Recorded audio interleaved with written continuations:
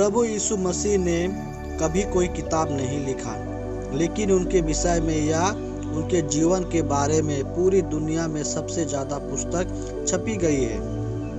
उसके जीवन में कुछ महत्वपूर्ण घटना व तत्व दिया गया है। यीशु का नामकरण स्वर्ग में हुआ क्योंकि स्वर्गदूत ने आकर मरियम और यूसुफ को बताया कि उनका नाम यीशु रखना, जिसका मतलब है परमेश्वर उद्धार करता है।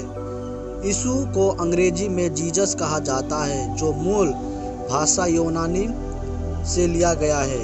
यूनानी भाषा में यसूस है, इब्री भाषा में याशुआ है, जिसका अर्थ है यहोवा उद्धार करता है। यीशु मसीह कोई नाम नहीं बल्कि एक पदवी है, जिसका मतलब है अभिषेक पाया हुआ। यीशु का जन्म मरियम नाम की एक कुंवारी कन्या के द्वारा हुआ। मरियम की मंगनी हुई थी, शादी नहीं।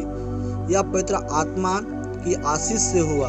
यीशु का जन्म की भविष्यवाणी पुराने नियम के लगभग सभी भविष्यदाताओं ने की थी, और जो कुछ उन्होंने यीशु के विषय में कहा था वह सब पूरा हुआ।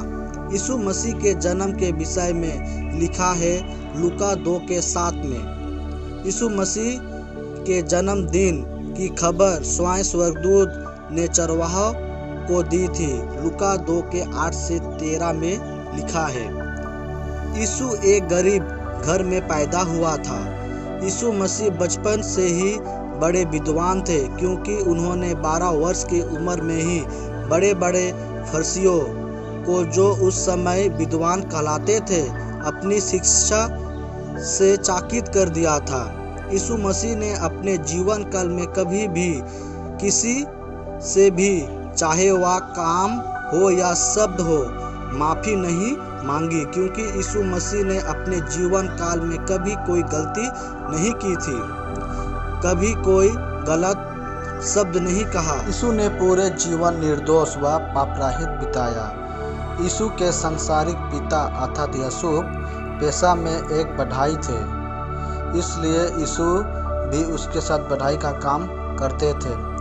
यीशु मसीह ने 30 वर्ष की आयु में यूहन्ना बपतिस्मा दाता से यरदन नदी में बपतिस्मा लिया। यीशु बपतिस्मा के तुरंत बाद 40 दिन और रात उपवास किया और प्रार्थना किया, जहां शैतान ने उसकी परीक्षा ली, जिनमें यीशु ने पवित्र शास्त्र के द्वारा ही शैतान को हराया। यीशु ने उस 40 दिनों की उपवास और प्रार्थना के बाद लोगों के बीच अपनी सेवा शुरू की। उसकी सेवा काल में ऐसा कोई भी रोगी नहीं हुआ जो यीशु के पास आया हो और चंगी ना पाई हो। यीशु के उपदेश इतने प्रभावशाली होते थे कि उन्हें लोग रब्बी अर्थात गुरु कहकर पुकारते थे। यीशु ने अपनी पहला चमत्कार काना शहर में एक शादी के दौरान पानी को द्राक्षरस में बदलकर दिखलाया। यीशु मसीह के चमत्कार और अद्भुत काम को देखकर हजारों लोग उनके पीछे आते थे, परंतु केवल 12 चेले कहलाए, जिनमें से अधिकांश चेले मछुआरे थे। यीशु मसीह ने 350 वर्ष सेवा की, जिनमें उन्होंने सबसे ज़्यादा समय प्रार्थना में बिताया।